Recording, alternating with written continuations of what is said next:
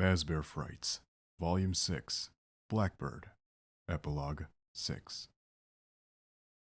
Larson pulled his brown sedan just inside the gaping doorway of the abandoned factory. He turned off the engine and looked around. A murky twilight was beginning to slip down the mountains on the far side of the lake, threatening to swallow the remainder of the day's light. Larson figured it would be dark in about an hour. Looking in the rearview mirror, he noticed a couple security lights mounted on tall poles, standing like sentinels guarding the factory and the dock extending out to the lake beyond. Some of that light would make it in through this door, he figured, and he'd need the light if he didn't start moving. "Get on with it," Larson commanded himself. Picking up his portable radio and tucking it in his jacket pocket, he reached for the plastic garbage bag into which he'd stuffed the evidence he'd purloined from the evidence locker. It had taken some fast talking to get it past a sergeant on duty. He couldn't explain what he needed the evidence for because he hadn't quite convinced himself that he actually needed it. His intuition said that he did. His logical mind was laughing hysterically. Getting out of the sedan, holding the garbage bag, Larson looked around again. He waited and listened. Unless a situation was pressing, he always liked to take a minute to assess where he was. Take it in. Feel it. It wasn't going to require a minute to assess this place. In just 5 seconds, Larson had felt enough. What he felt was so strong it hit him like an invisible force, and he had to grab the open sedan door to steady himself. Larson wasn't sure he believed in evil, but if evil did exist, he'd have said it resided here, or at least it was visiting. He cocked his head and listened for another few seconds. He heard nothing but the sound of cars passing on the street beyond the building and a couple crows cawing from atop a corroded shed about 10 feet from the factory's outer walls. Wait, was that movement he'd seen? He turned to look at a yellow, dirty window in the shed. No, nothing was there. Larson quietly closed the sedan's door. The space he was in looked big enough for 2 more cars like his, and beyond it, another larger room beckoned. It was dim inside the old factory, but Larson could see well enough. He could hear, too, and what he heard told him where he needed to go. From the far side of the expanse that opened up ahead of him, scraping and rustling sounds warred with plinks, thuds, and clatters. Someone was in there. Larson stopped and wrapped the plastic bag's ties around his wrist. Once it was secured, he drew his gun.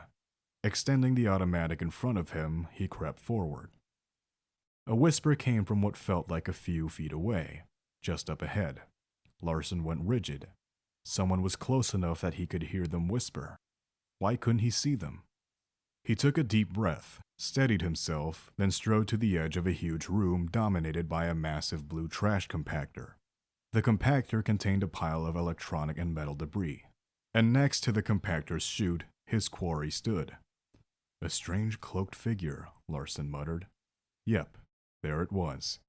Larson pivoted left and right, trying to find the source of the whisper, but he was alone on a wide concrete platform that encircled the factory floor. Alone, with a strange cloaked figure. The figure didn't seem to care about Larson's presence, though. It looked to be sorting trash. It was emptying a large garbage bag. Larson watched gears, hinges, and tangles of wire drop from the bag. Then he saw the bag let go of the distorted face of a fox wearing a pirate's eye patch. The disconnected arms of a fox followed, one arm ending in a hook. Foxy. Larson recognized the animatronic from Freddy's. He was on the right track. The broken Foxy and what looked like other robotic debris slid down the compactor chute into the square belly of the steel beast. When the remains hit the sides of the compactor, the clang brought Larson to his senses. "Stop!" he shouted at the figure. The figure turned around and took a step toward Larson. Larson raised his gun and squared his stance. "Leave him alone," Jake said to Andrew. Jake had no sense of himself as an individual body now, but he could still act like one when he tried really hard, like now. He threw his non-existent shoulder into Andrew's equally non-existent chest, and the two of them began fighting for control over the animatronic container that held them. The animatronic lurched back and forth in what Jake was sure must have looked like a spastic dance to the detective who was pointing his gun. "Let me take care of him," Andrew shouted. "I can stop him." His choppy words reflected the effort he was expending trying to wrest control of the animatronic from Jake. Andrew had already proven he could command it at least a little, because Jake hadn't taken the step toward the cop. "But you'll hurt him," Jake reminded Andrew, shoving harder with his imaginary shoulder. Andrew grunted, then said, panting, "We have to get rid of this stuff or it will hurt more people." Jake concentrated and raised his imaginary hand. "Yes, but not by killing someone else." Frowning and throwing every bit of his will into what he wanted to do, Jake was able to overcome Andrew. The animatronic skeletal hand came up and slapped the compactor's start button. Then Jake took a solid grip on Andrew and prepared to do what had to be done. Larson flinched when the compactor started. The sudden bass rumble and reverberation momentarily stupefied him.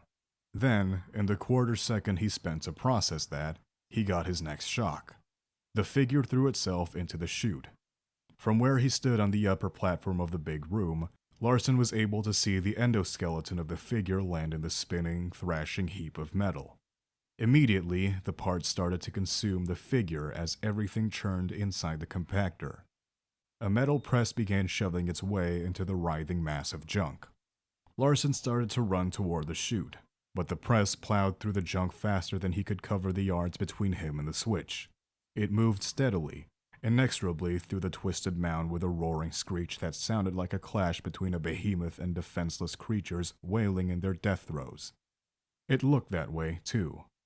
So much of the junk in the pile were parts of robotic toys and animatronics that it was easy to humanize the pile and see it as a mass grave being defiled by the powerful metallic arm of a monster. All Larson could do was stand and watch the compactor destroy the parts that had made up the cloaked figure and everything it had been collecting. As soon as Jake and Andrew landed in the compacting junk, the baseball field returned to Jake's consciousness. He heard his dad laugh, and he tasted a fresh peanut. And he felt himself begin to float free again. Jake resisted, focusing intensely on the junk surrounding him. He couldn't leave Andrew. The memory was so strong, though.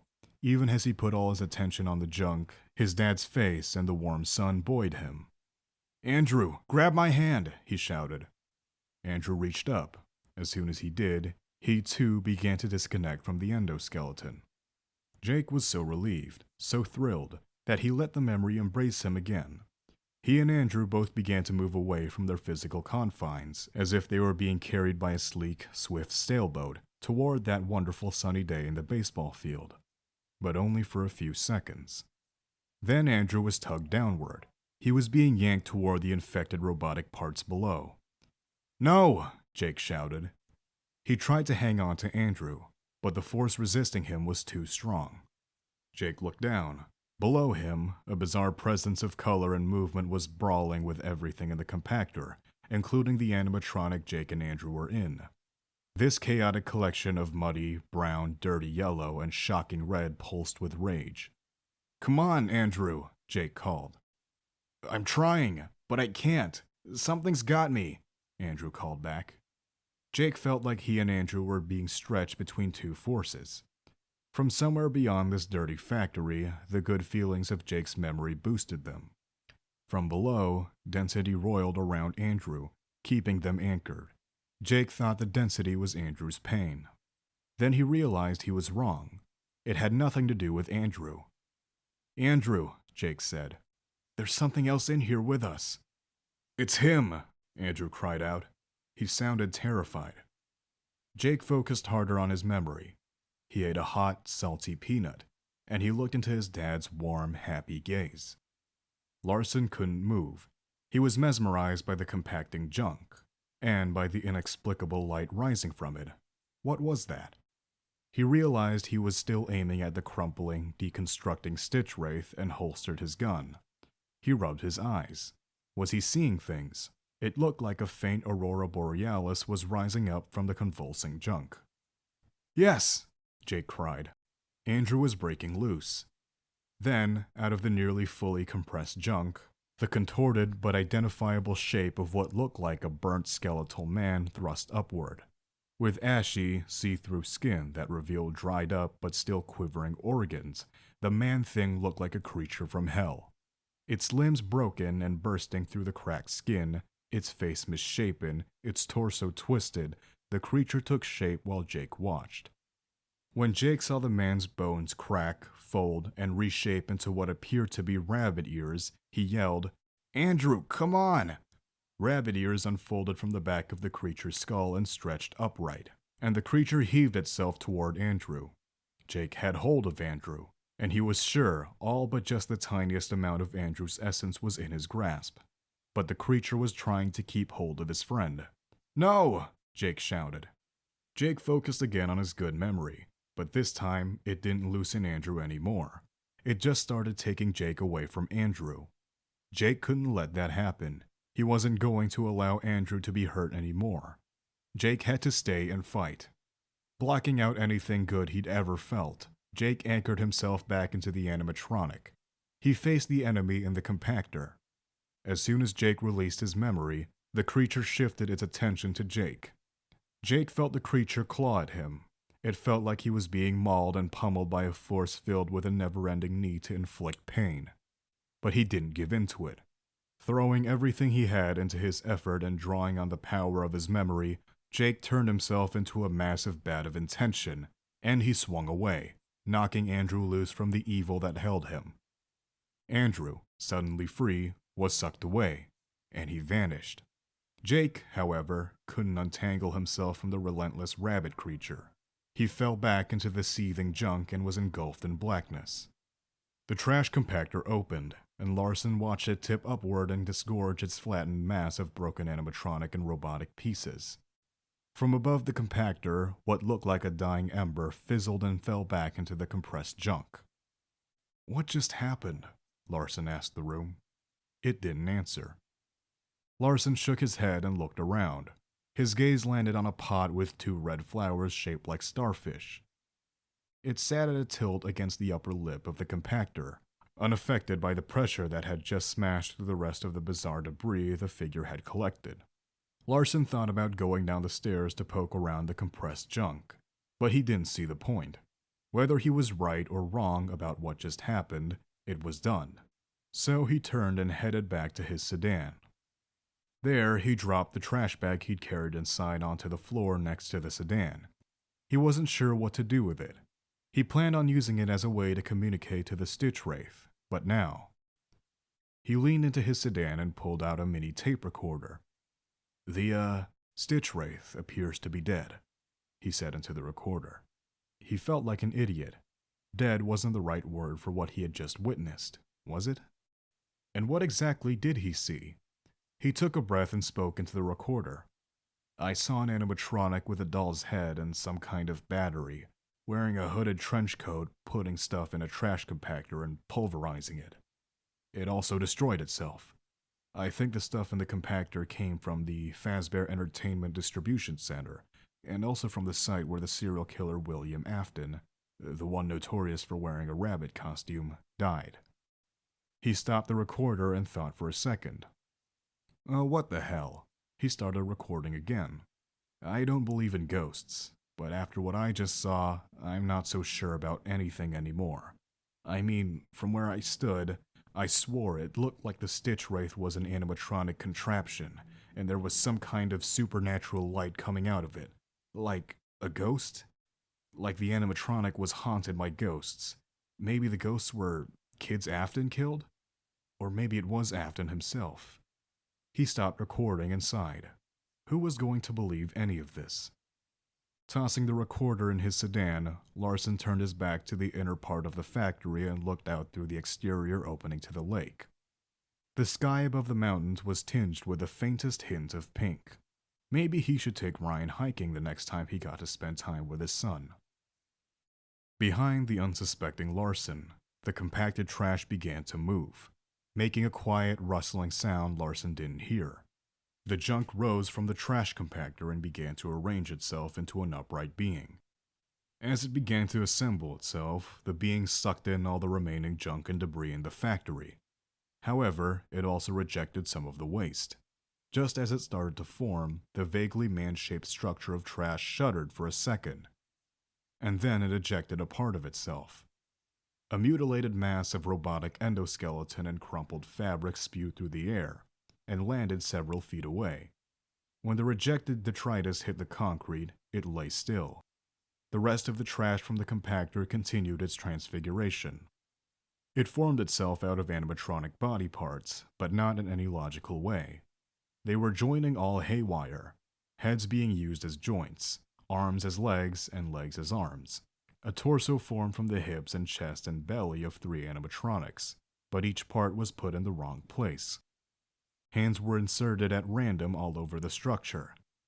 Woven through all these misplaced pieces were wires and gears, which created a labyrinthine circulatory system connecting hinges to gears and screws and nails to eyes and noses and mouths. With each additional piece clamping into place, the miscreation stood taller and taller until it was nearly 15 feet tall. Then, looming over the detective, it leaned to the side and lifted a macabre head up to a neck made from shins. The head, like the rest of the being, was made from animatronic parts: fingers, toes, wires, hinges. Within those parts, 2 gaping black holes looked out at the world with pure malevolence. And from the top of the unnatural structure, what looked like 2 rabbit ears made of even more animatronic parts unfolded and canted forward. They were aimed right at the detective.